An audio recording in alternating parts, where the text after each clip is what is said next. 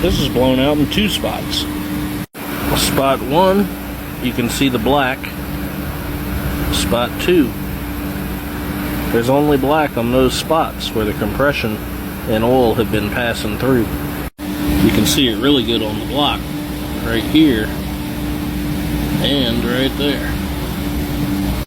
Plus the pool of oil in the cylinder. But tell me again that I'm wrong.